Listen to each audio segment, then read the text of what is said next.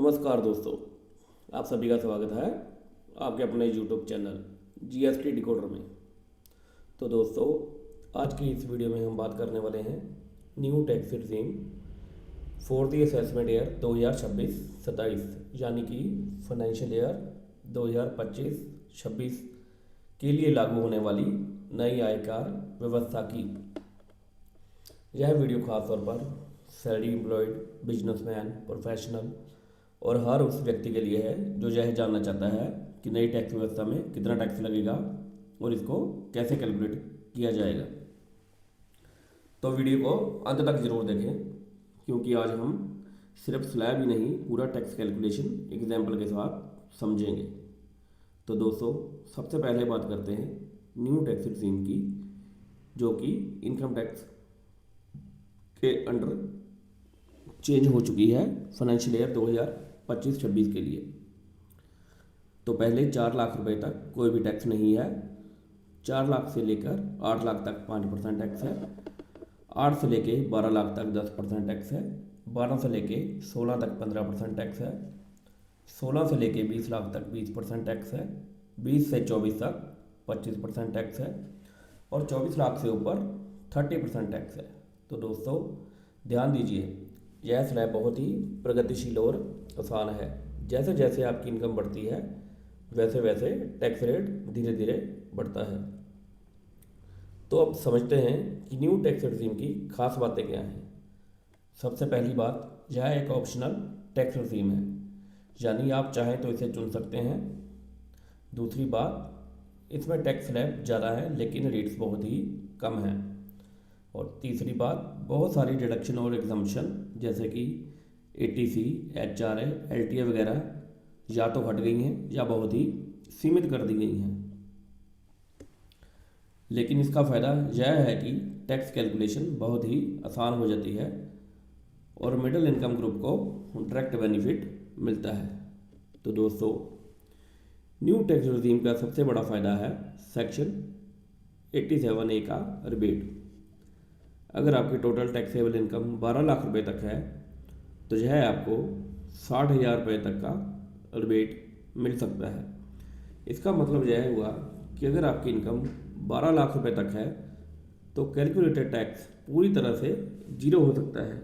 यही वजह है कि न्यू टैक्स रिजीम में 12 लाख रुपए तक की इनकम का कोई टैक्स नहीं है, उनको बहुत बड़ा टैक्स रिलीफ मिला है।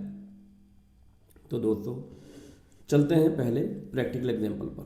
मान लीजिए किसी व्यक्ति की टैक्सेबल इनकम 10,50,000 रुपये है। तो अब टैक्स कैसे लगेगा, ध्यान से देखिए।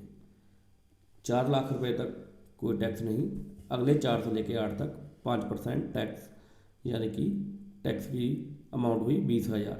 इसके बाद बचा 2.5 लाख, उस पर 10% टैक्स, तो टैक्स की वैल्यू हुई 25,000। तो कुल टोटल टैक्स हुआ 45,000। अब इसमें लगेगी हेल्थ एंड इंश्योरेंस सेस, जो कि 4% है, यानी कि 1,800 रुपये। तो कुल टैक्स पेबल बनेगा 46,800।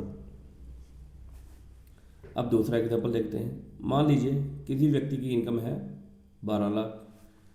टैक्स स्लैब के हिसाब से टोटल टैक्स बनता है 60,000। लेकिन दोस्तों, क्योंकि इनकम 12 लाख तक है इसलिए यहाँ लागू होता है सेक्शन 87A रिबेट। पूरा 60,000 रिबेट में एडजस्ट हो जाता है। तो फाइनल टैक्स पेबल क्या आता है, 0। यानी कि दोस्तों, 12 लाख रुपए की इनकम तक no income tax new regime में लागू है।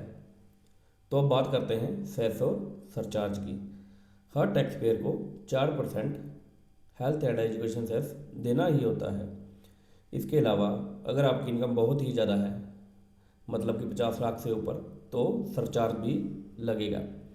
सरचार्ज की रेट 10% से लेकर 37% तक जा सकती है, वह भी आपकी इनकम के अनुसार। अब सवाल आता है कि न्यू टैक्स रिजीम चुने या ओल्ड टैक्स रिजीम। अगर आपकी इनकम कम है, डिडक्शन कम है, इन्वेस्टमेंट कम है, सिंपल टैक्स स्ट्रक्चर चाहते हैं तो न्यू रिजीम बेहतर है।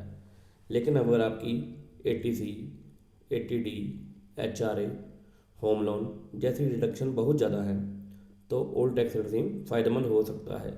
इसलिए दोस्तों, हर साल रिटर्न फाइल करने से पहले दोनों टैक्स रिजीम का कंपैरिजन जरूर करें। तो दोस्तों, आज की इस वीडियो का निष्कर्ष यह है कि न्यू टैक्स रिजीम बहुत ही सरल है, मिडिल क्लास के लिए फ़ायदेमंद है, 12 लाख रुपए तक इनकम वालों के लिए बहुत ही बड़ा बेनिफिट है, टैक्स कैलकुलेशन आसान है, लेकिन सही चुनाव आपकी इनकम और डिडक्शन पर निर्भर करता है। अगर आपको यह वीडियो उपयोगी लगी हो तो लाइक करें, शेयर करें, जीएसटी डिकोडर चैनल को सब्सक्राइब करें, क्योंकि वहाँ हम टैक्स को डर नहीं बल्कि ज्ञान बनाते हैं। मैं हूँ आपका जीएसटी दोस्त। मिलते हैं अगले वीडियो में। धन्यवाद।